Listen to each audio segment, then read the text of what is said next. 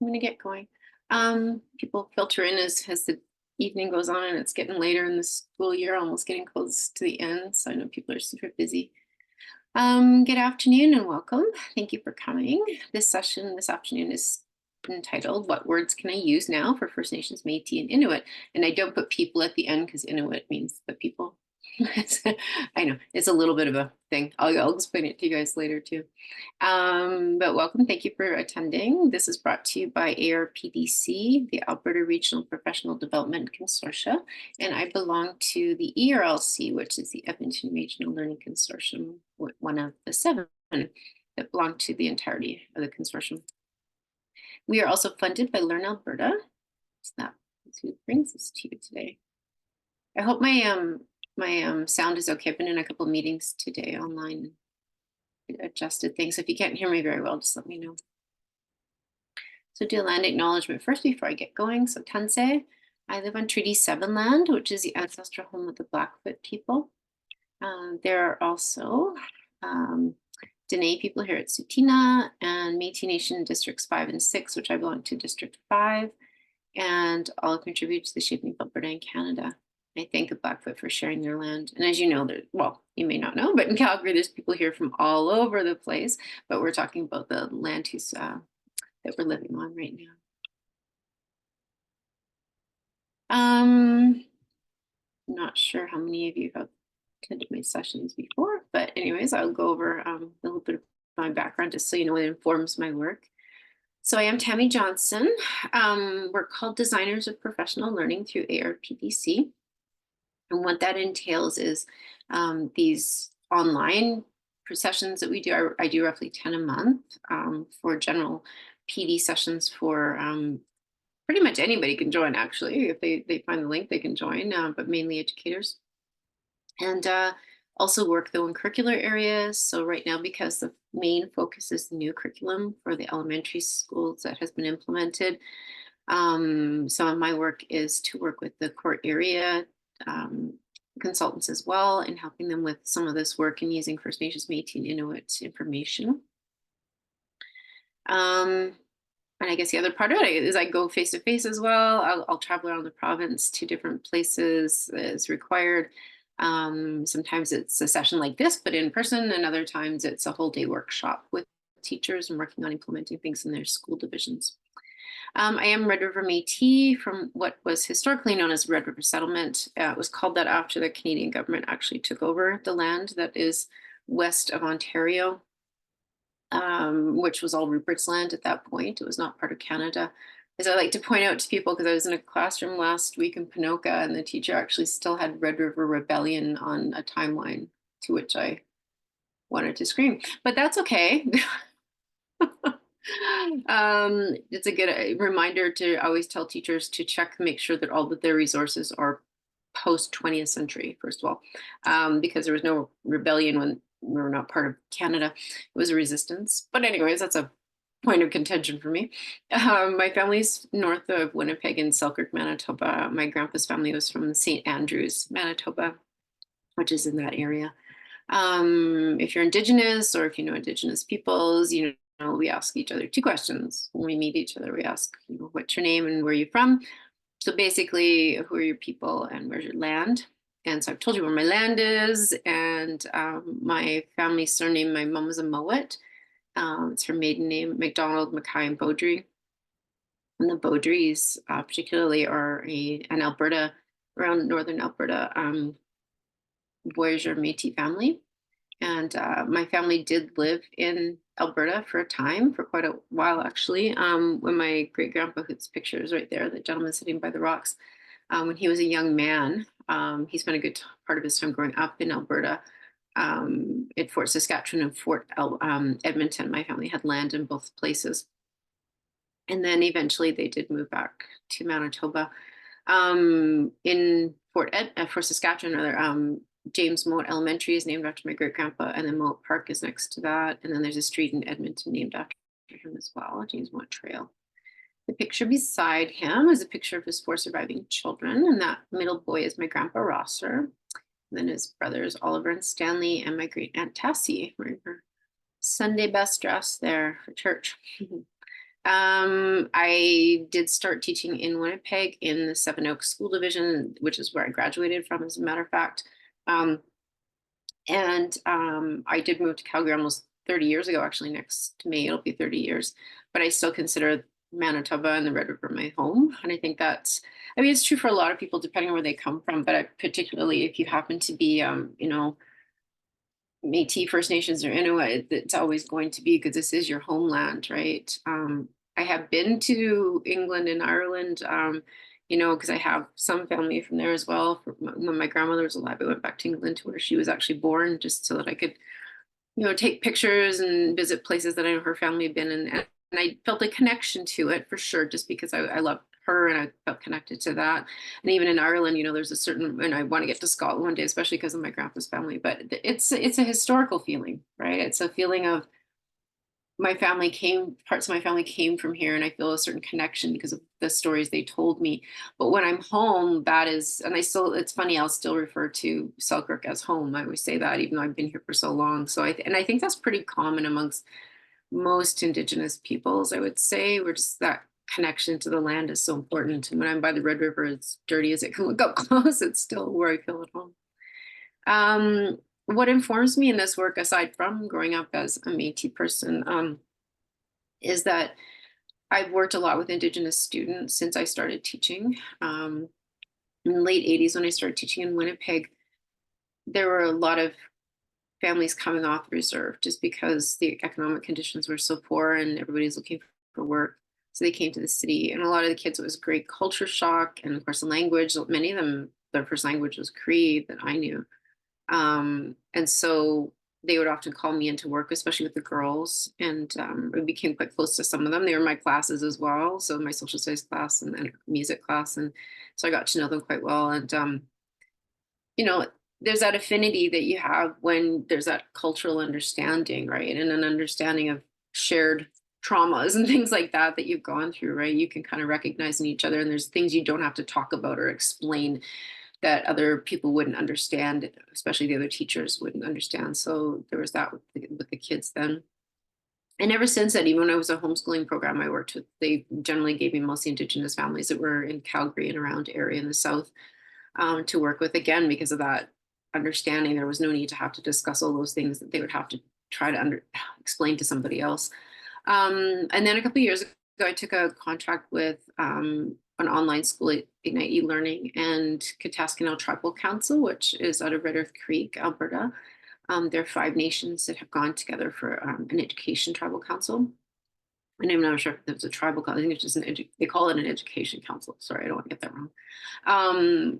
Anyway, I took their outreach program, so grades 7 to 9, and it's based on the seasons of fall, winter, spring, and then added the land-based learning, or what we're calling culture-based learning now, the Cree language, and I decolonized it and indigenized it for their particular needs, for their culture. And the thing is, two of the cultures were quite different from the other 3. So I also had to keep that in mind.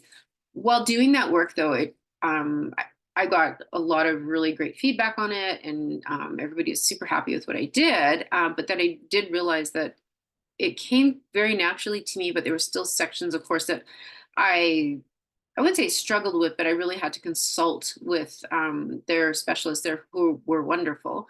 But because they're Cree, right? And my family is Cree Métis, but I wasn't raised with traditional Cree understandings of things. So although there's lots of commonalities for sure, definitely had to talk to them. And I think that'd be true of any Indigenous culture that I didn't belong to. I would have to consult with them. And so understanding that, especially if you're non-Indigenous, I thought this would be really tough to do, right?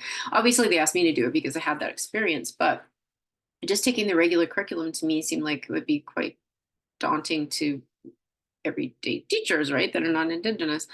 And so it was suggested to me too that I start to do this work on a more regular basis to help teachers. So that's what I'm doing, and I hope that this helps you. And this one is, and I know it's more of a culture one and not a curriculum one, and those tend to be honestly less attended, but I still like to do them because I think that there's value here. And first we'll look at the ARPDC resources so that you can see what there is, and then we'll talk about that more. And feel free at any time to interject. I'm fine with that. Sharing, and I try to check the chat other than when I'm on this website because I can't see what you're doing here, but I will in a second. So this is the ARPDC Professional Development Resources page. The trending resources, if you look, Empowering the Spirit is always a big one. And if you haven't seen this resource, please do check it out. It's layered and layered and layered. If you look at the areas here, there's so much stuff on here. It goes deep in terms of what you can look for.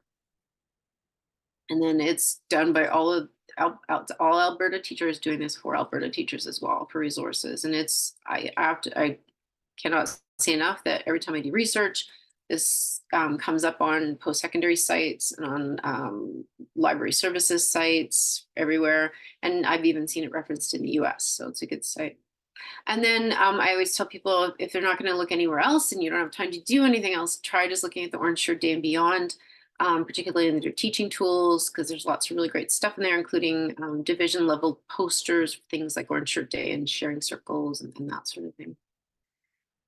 Yeah, but we'll go back to the actual resources that are on here besides Empowering the Spirit. It does come up as one of the things when we search. But if I go to find resources by focus, and I go to First Nations, Metis, Inuit, then you'll see all the things that come up. And a lot of these in the past have been available in print, and I know they probably aren't as much anymore. And they are all being updated as well as people have time, and they're trying to also have them available in French as well. So you can search by audience, you can search by level, or you can search by type. Yeah, and there's lots of stuff there. So I always tell people, that's already created for Alberta, you might as well check it out and see. So in doing this session, the idea behind it is that I know that there's a lot of, especially if you're watching TV and movies, right? In Canada, it gets tricky. I mean, I don't know if anybody's ever watched CBC Acting Good. It's a very silly show, but I find it funny because it's very lighthearted, and it's a half an hour of not having to think too hard, but it's about a First Nations reserve north of Manitoba, where of course I grew up, and I knew a lot of people that came from places like that. And so I find the silliness, of course, is very, I would call native humor. And then therein lies the problem, right? Because you guys have probably sorry, I'm going to stop. You've probably been told not to use that word. So we're going to talk about this, and I'm going to give you my take on it anyways. Other people have different opinions, and I do put that in there, but I'm going to tell you what I know from my culture and from my community here in Calgary. And I hang out with indigenous people that are mainly First Nations. I've got Inuit friends. I have a few Métis friends here, but not tons. So I can kind of give you some of my take on this anyways. I'm going to show you a little video, and you may have already used it in your classroom, but if you haven't, it's a great one. And especially for the younger ones. And I even think for the older kids, it's done more for a younger audience, but I think it really explains things pretty well. What is indigenous? It means originating or occurring naturally in a particular place. So indigenous people are... Me. Hi, Sid. Hi, Ruby. Indigenous people are the first people to be living in a place. Indigenous people, like me, have lived here for over 12,000 years, long before it was even called Canada. Around 1.4 million people identify as Indigenous in Canada today. Hi, Sunny. You're Indigenous? Yep, I'm Algonquin First Nation. So which word should I use? Indigenous or Algonquin First Nation? Well, most Indigenous people would rather be called by the title of their nation. Algonquin, Cree, Haida, Mohawk. But if you don't know what nation someone is, it's better to use the word Indigenous. Is Indigenous the same as Aboriginal, Native, and Indian? Actually, those words aren't used as often anymore, Sid. In some cases, those words can even be hurtful. In Canada, there are 3 different groups of Indigenous peoples: the First Nations, the Métis, and the Inuit. The First Nations is the largest and most varied group, and they are found all over Canada. They include my nation, the Algonquin First Nation, and many others like Cree, Haida, Mohawk, Ojibwe. The Métis are the descendants of First Nations peoples and the European settlers who came to Canada, and they are all across the country. Finally, the Inuit are the Indigenous peoples of the Arctic, and they are also found all across the country. So many amazing groups of people. That's right. And think about this. Each nation has their own culture with their own languages, laws, and spiritual beliefs. The First Nations alone include over 50 different nations with 50 different languages. Wow. Respect. And those cultures had and continue to have a huge influence on Canada, giving it words, inventions, concepts, and games that are used by Canadians today, including that canoe and this kayak. The country's name, Canada, comes from the St. Lawrence Iroquois First Nations word, kanata, meaning village or settlement. Thanks for sharing with us, Sunny. Happy to. And remember, if you know what nation someone is, you can use that to describe them. If not, use the word Indigenous. Got it.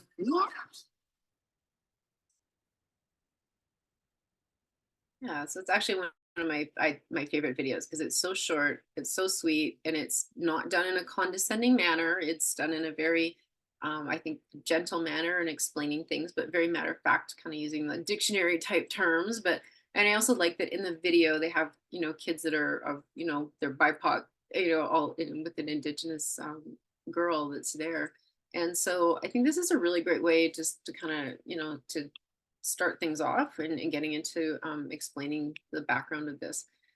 So in explaining this, I really have to, there's a little bit of a history lesson involved here. There's a little bit of information about the Indian Act and that sort of thing. So you may know some of this, you may not know some of this.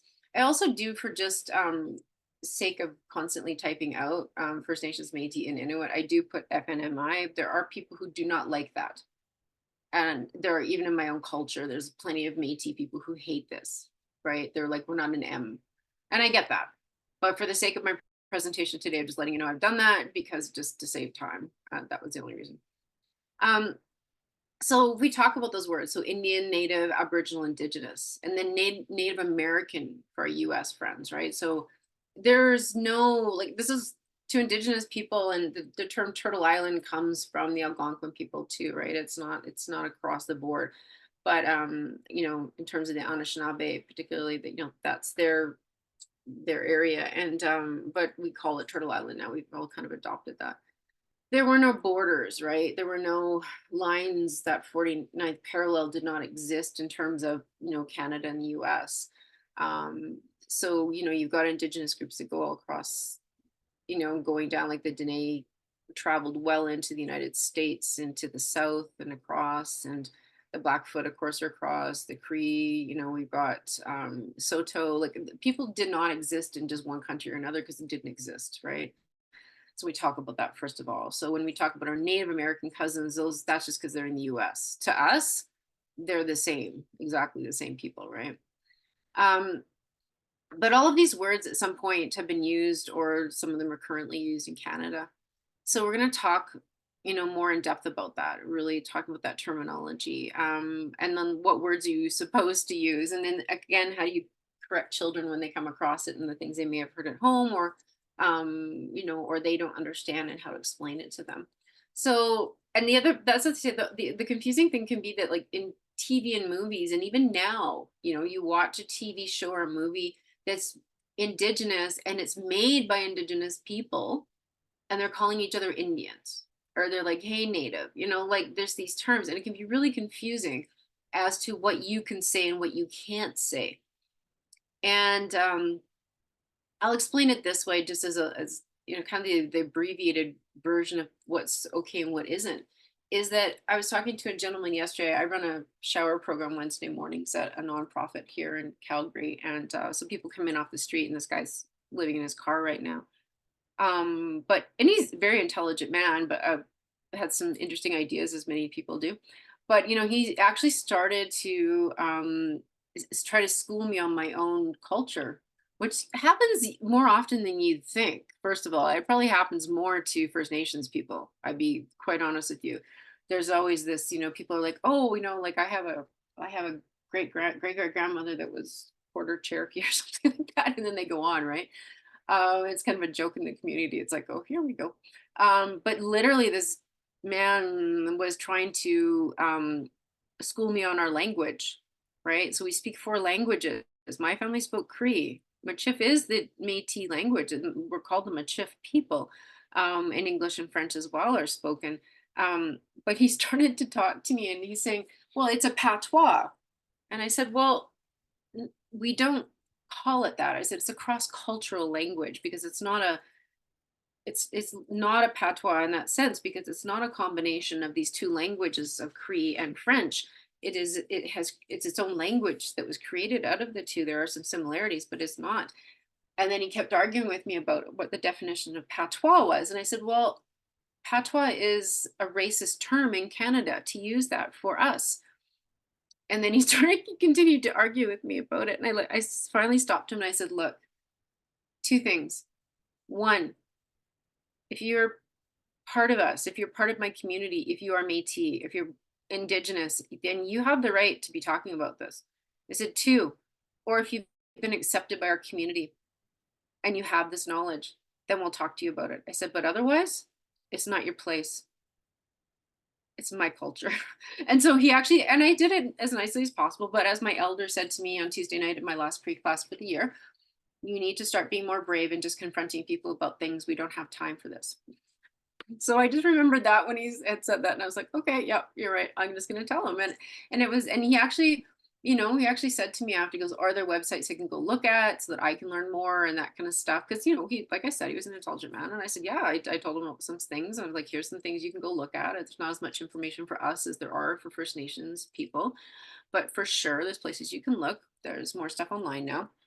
I welcome you to do that and to learn more. So with that said, we're gonna delve into this a little bit, right? Because I know this is a touchy area. So Indian, right? So the term Indian is rarely used now in public discourse, right? Because many reasons, right? We're gonna get into that, but it is still used by an older generation of First Nations, Métis, and Inuit people. I hear older generation quite often using the term Indian because that's what they grew up with, especially if they went to residential schools. Amongst each other, they will use that term. The other thing is that when we're joking around with each other, and I'm less likely to use this term than because I'm Métis and I'm very white, I generally stay away from that. But I was called an Indian when I was a little girl, when I lived in Selkirk with my grandparents. And I was there every summer and holiday and pretty much every weekend growing up. When I wasn't in school in Winnipeg, there were people on our street because my grandparents lived in the white part of town. And yes, there was a railroad track that divided our town with the Indian side and the white side. The white side was much nicer and bigger. But my grandparents lived on the white side. My grandmother was English and Swedish, and she married my grandpa, who was obviously looked like at that time called an Indian, right? It was Métis.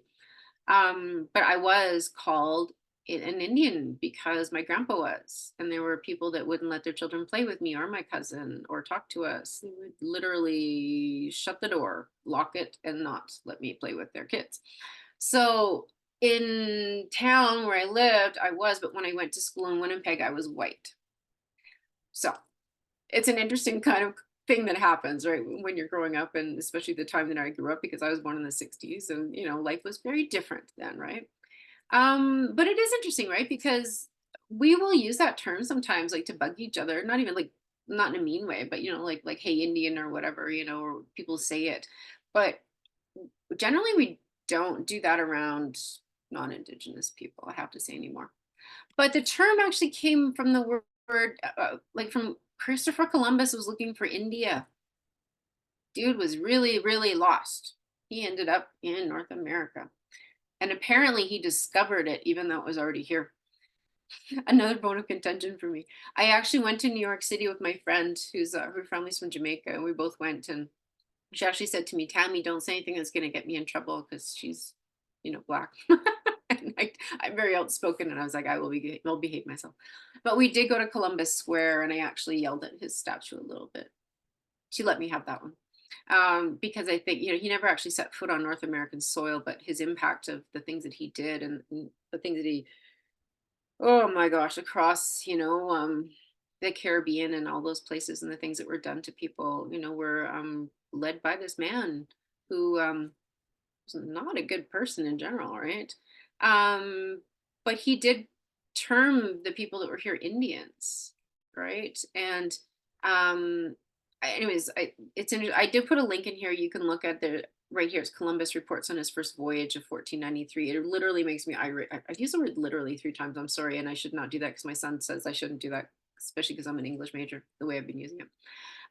But if you read it, it will probably upset you the way it upsets me, because of the way that he refers to people, that are human beings that he did not consider to really be human beings, but calling them Indians. So that's where we get the term from, anyways, right? But in terms of using it in Canada, you can't get away from it. If you're First Nations, you're called an Indian, and it's under the Indian Act. So I have friends who are First Nations, a lot of them that are, they're tied to the Indian Act through their reserve, and they have a number. So there's two issues with that, right? First of all, the Indian Act itself, I can't go into the whole thing, but if you've never read Bob Joseph's book, 21 Things You Should Know About the Indian Act, I encourage you to do so, to explain, the treatment of people that were called Indians and why probably people don't want to be called that anymore because of what happened. But that term is rooted in colonialism and racism, right? You have to register. They have to register. You need a number. And I get that we have social insurance numbers and they track us, but you had to have this to come and go, to ask permission to leave. And if you left your reserve, you may not be able to go back and you lose your land and all kinds of stuff, right? And then the other thing is, just thinking about having to be a numbered person in a country where you're supposed to be free just always does not sit right well with me. But in order to have status, in order to receive any kind of medical help from your reserve, or if they do have any settlements with the government, any companies come through that are using resources on the land that you could benefit from and get money from, as a person from that land, is tied to your number. And your children have to be registered as well, so as soon as they're born. And so that ties you to that. And then legally you're an Indian, right? So that's the weird thing about this. So this video is a little bit older, but I do love this video. It's not too long, but he explains it really well about the Indian Act.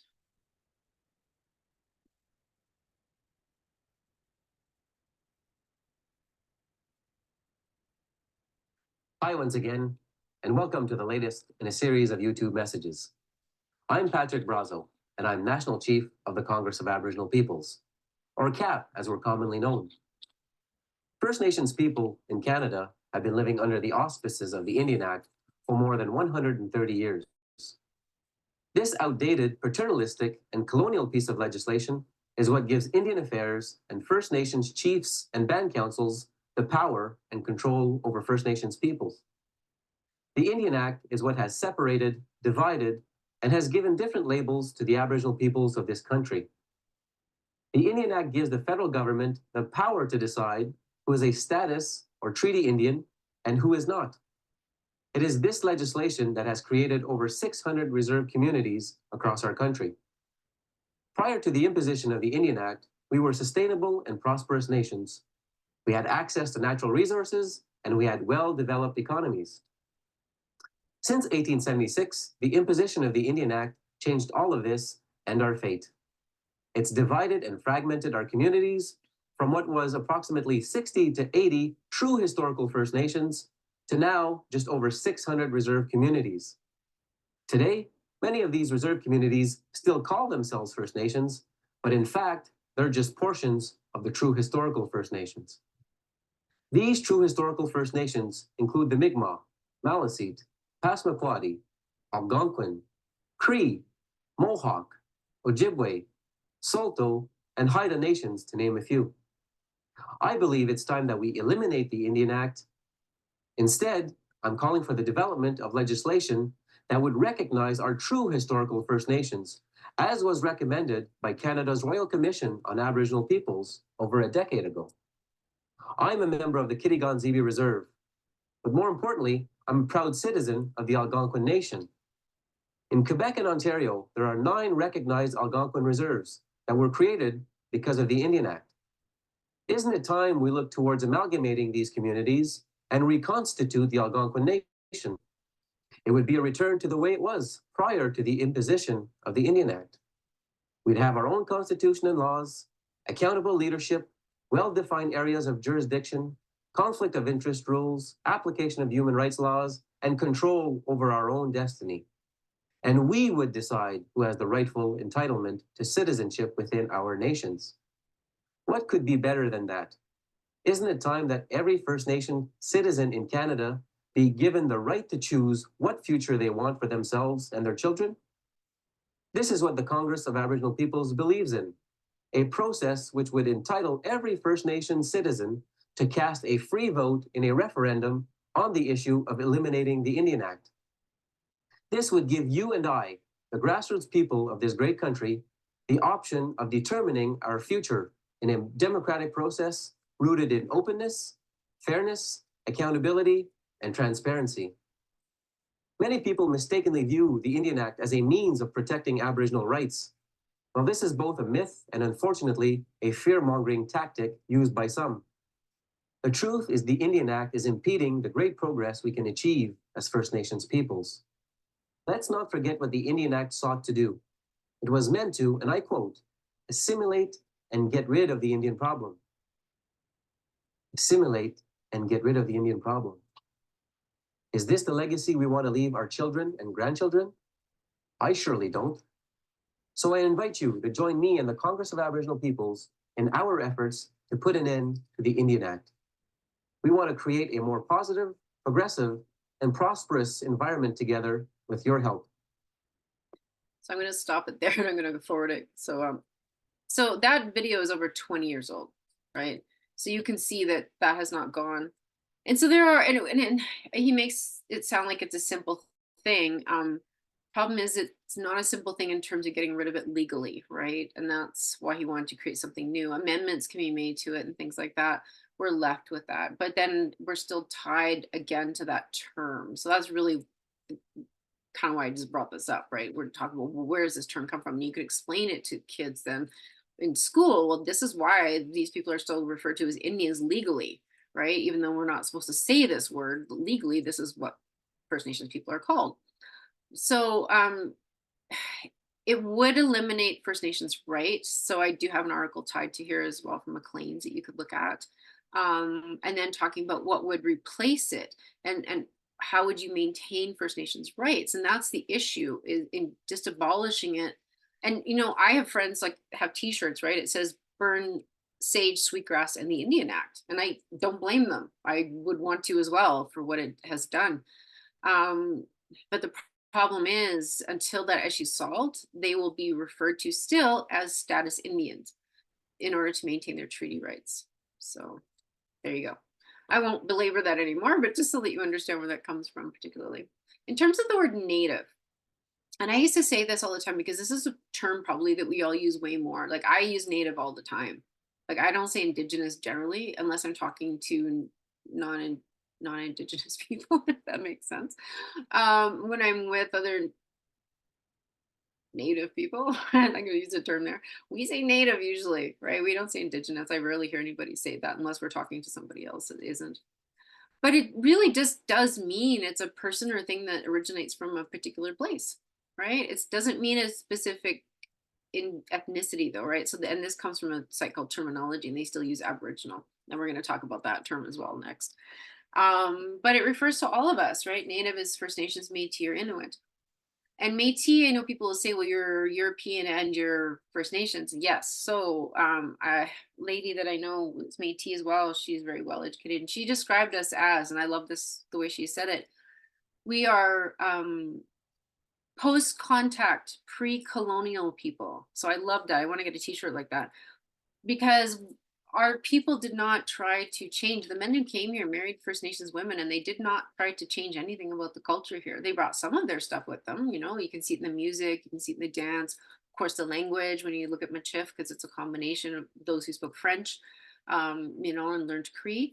But in general, you know, our people adapted and lived side by side with their First Nations cousins. I have cousins that are First Nations. In my family, my great aunt Tassie married a gentleman who was Cree from a reserve. And so we are all considered natives to this land. So it does have a negative connotation for some people though. Okay, so just so you know, it's always better for Indigenous people to stick with Indigenous. And I even heard somebody one day at a sweat lodge, she was talking about it. She goes, I hate that word because it sounds like, and I can't remember what she said it sounded like, but I was just like, oh my gosh, nobody can be happy. What are non-Indigenous people gonna say? What terms are they gonna use? So gotta give them that one. You gotta give them that word. Um, but native does for some people have a negative connotation. It can be outdated.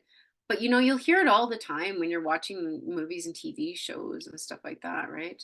Um, Again, like I said, you hear Indigenous people say it with each other all the time. It can be used interchangeably with Indian when speaking with each other sometimes too, depending on where you are. And if you're on a reserve, often people will call each other Indians and they'll interchange it with Native.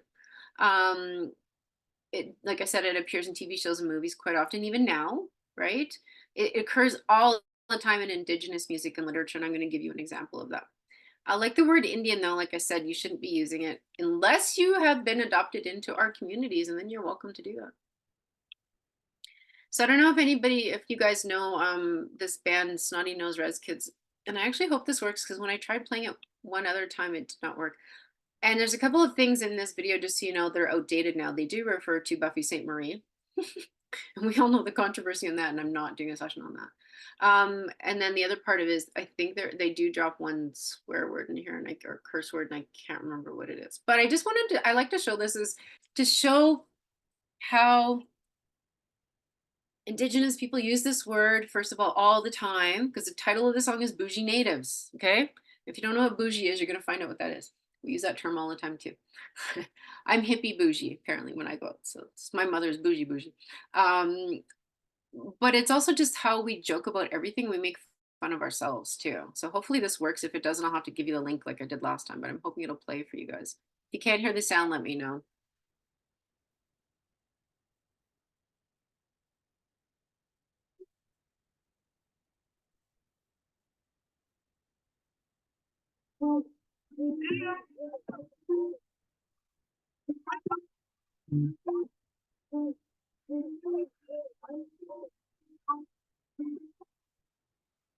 Them bougie natives. I got the place on my red. We the bougie natives. Vibrate up on my head. We the bougie natives. Big head. We the bougie natives. Got that custom made blade. We the bougie natives. No city, no free crack, no things. We the bougie natives. Put my knowledge in my brain. We the bougie natives. No city, no free crack, no things. We the bougie natives. You can Snow Goonie from the boonies, not the type you see in movies. Felt the spirit living through me since I was a puny dookie. Nietzsche, looky, how I get low when I boogie. Don't mind me some goodies. I'm native bougie. My wifey be the wolf, and I'm the wolf that's from the sea. And she no Pocahontas, more like Buffy St. Marie. Come do your dance with me. I dip, you dip, we kick. No, it ain't glass with me. I sip, you sip, we sip when they see cut.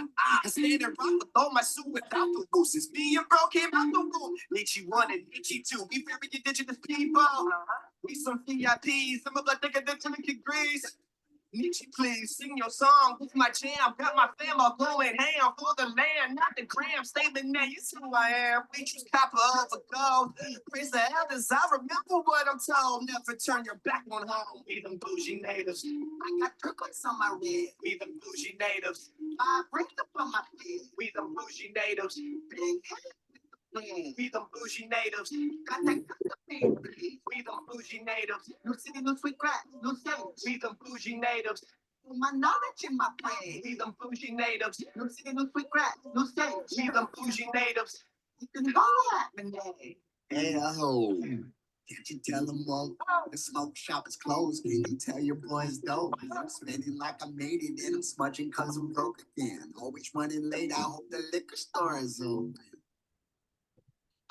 I got carvers, weavers, beaters, and designers on my team. I got braiders, hella famous that I'm signing to my team. In my limousine, wanna look steezy. Next to my ninja queen. I know ballers, I know chiefs, I know riders from the east. I know educated natives down to pick it in the streets. Made up, pick up the police. You come in peace. I know where it's getting. You got me giving me the creeps. I know beauty, I know beach, I know savages and freaks. And I know a couple cousins even bougier than me. No, ain't a leak. Bougie name, listen here. Art exhibit to the club, and we roll it, 20 feet. Copper on my neck, gold on my ring, feather on my hat, skin stitch chick, 100 warriors on my back. David drumming when I sing, man, there ain't no way around it. I'm a bougie native. I got turquoise on my red. We the bougie natives. 5 rings up on my head. We the bougie natives. Big hat. Yeah. We the bougie natives. Got that custom made blend. We the bougie natives. No city, no sweet crack, no sage. We the bougie natives.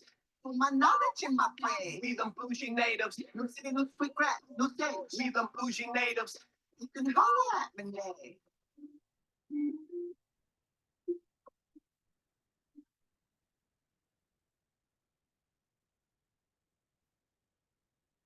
Okay, that's the end of the song. Anyways. So I just like to show people that because I don't know that there's a lot of non-Indigenous people that listen to Indigenous music or artists. I know there's a few people, they're getting more popular. But Snotty Nose Res kids, especially, as even you can tell in the name, they make fun of themselves of everything, which is what we all do, right? It's part of, and particularly like I know because my grandpa, he spoke Cree and I'm learning Cree now, like Cree humor is just about making fun. We make fun of everything.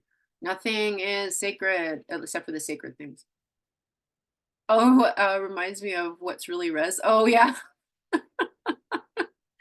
Oh, or there's you can't. This isn't the res. You can't do that here. You know those videos.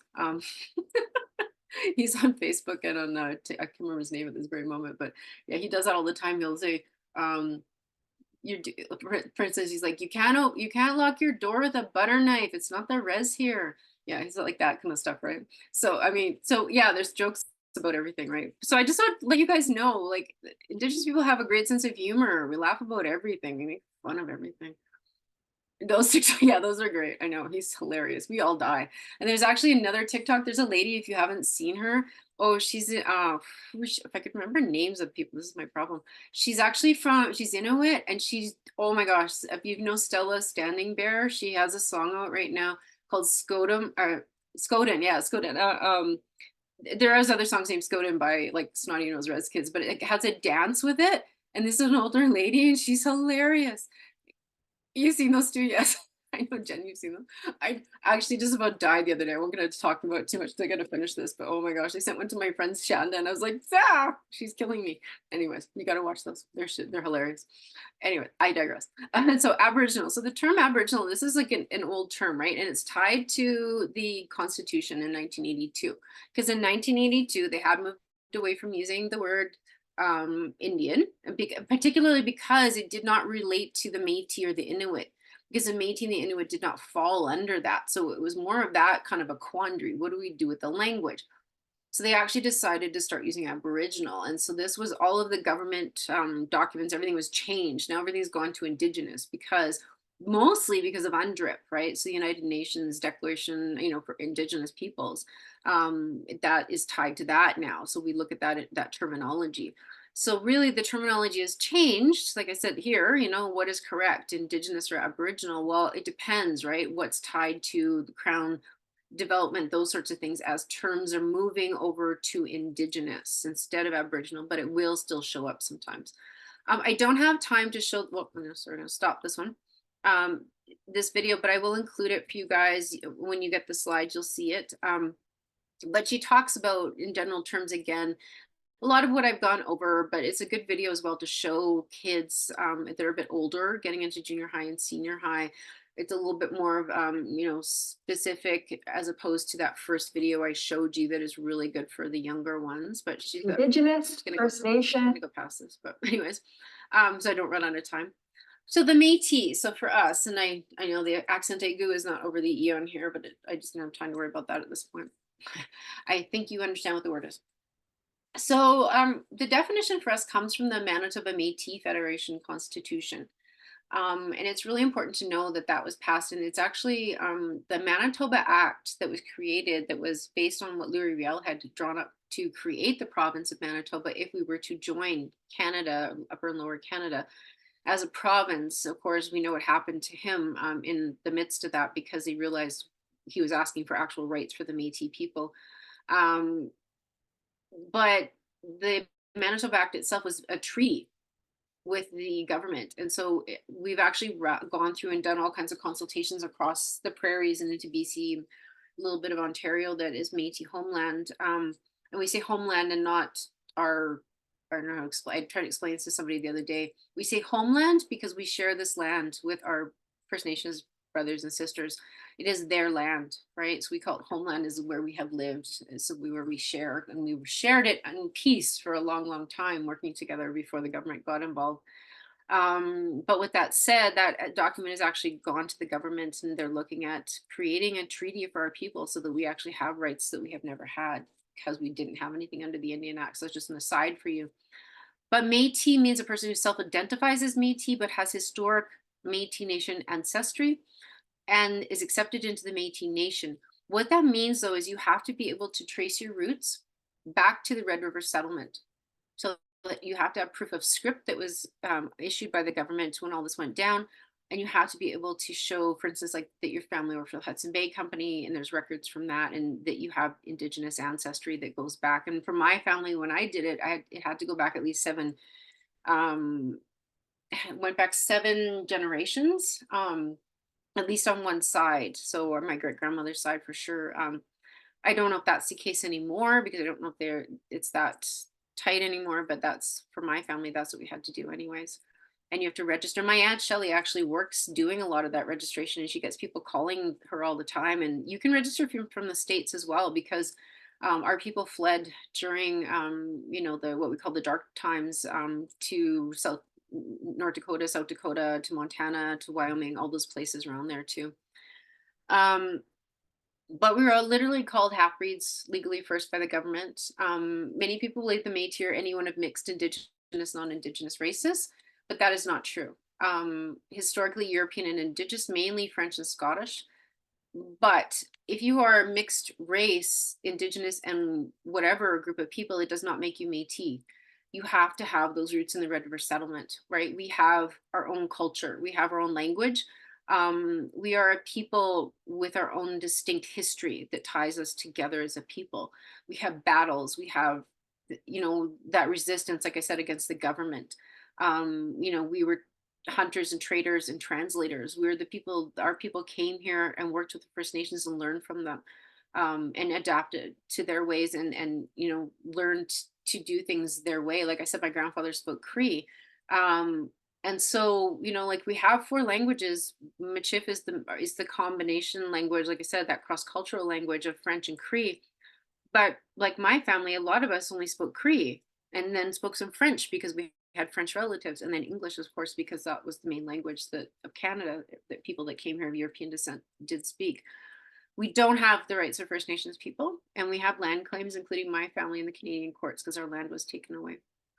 And again, I don't have lots of time to go over this video, but if you have time, you can watch. And this is Will Gooden. I know him, actually. My aunt works with him. And this is, I'll just give you a little synopsis. This is a lady here. You see her here. She's in, I believe, I want to say New Brunswick. Could be Nova Scotia. I think it's New Brunswick, though. And she calls us, even, it's funny because she says the Metis instead of the Métis. She believes anybody who's mixed race of any one drop of Indigenous blood should be Métis. And as I've told people that are from out east when they've been talking to me about it, especially those from New Brunswick who've said, well, I'm Métis, and I'll say, well, who's your family? And they start telling me, and I'm like, well, you're Mi'kmaq. You're not Métis. And I explain that to them. And I have nothing wrong. I have nothing against that. That's fine. That's your culture, but don't take mine. Take your own. That's my last word on that. But anyways, I'll go to the next one. Again, so the Manitoba Métis Federation is the only recognized federal Métis government in Canada. The Métis Nation of Alberta recently had a self-government approved by the federal government to manage the province of Alberta. So there's that as well, just so you know. So that means a lot of things for Métis people in this province as well, including a lots more educational materials, hopefully, that you guys are going to get to use, which is important. Harry Daniels is the one who fought to have us included in the Canadian Constitution in '82. Again, with that understanding that you had to be able to trace your roots back to where we started as a people, right? There are disputes across Canada. So if you do read, you may read different things politically, and I'm not going to get into that here because it's a whole thing. But there's lots of fighting and there's lots of problems because all of a sudden it's cool to be Indigenous and be Métis because they think they're going to get lots of money or something, and they're not. So they can keep. I don't know what they're trying to do, but anyways, but that's all I'm going to say on that because I don't want to belabor that. Obviously, I'm passionate about it because I am Métis and I know what my family's gone through, and I know other families what they've gone through. So it's a lot of good reasons to not want other people to take that away from us after we fought hard to keep it. But the Inuit people, and I have to be honest, I am learning. I have two friends, like I said, they're cousins who they live here and they're from the Northwest Territories, and they're teaching me about their culture more because I have told them, I said, I know very little other than having visited Yellowknife because my adopted grandparents lived there for a long time and worked for the government there. But other than that, I don't have tons of information that's good. So I'm learning from them. But I do understand that the Inuit word means, or Inuit means the people, right? There are actually three distinct groups from what I understand from what my friends tell me, and I am going to learn more about this too, so I can do a session on this and inform people as well. But I don't have all that information yet. Eskimo is an outdated word, but you know what? I hear my friend say it all the time. She says Eskimo and she's Inuit. Again, it's that idea of like Indian, you guys don't get to use it. Native, you don't get to use it. Use Indigenous, but they can say it. I wouldn't call her an Eskimo. Not my place, not my people. They're not First Nations. They have no reserves. They have also land claims in Canadian courts. They do fall under the category of Indian in the Constitution, are protected by Section 35, but they're not included in the Indian Act. So that's also a whole thing, right? And using the term, like I said, Inuit people is redundant. And there I'm going to stop there. And I have a few minutes left. I'm surprised because I was going over there. But I'm going to stop share. And I'm going to stop recording and then give it up to you guys.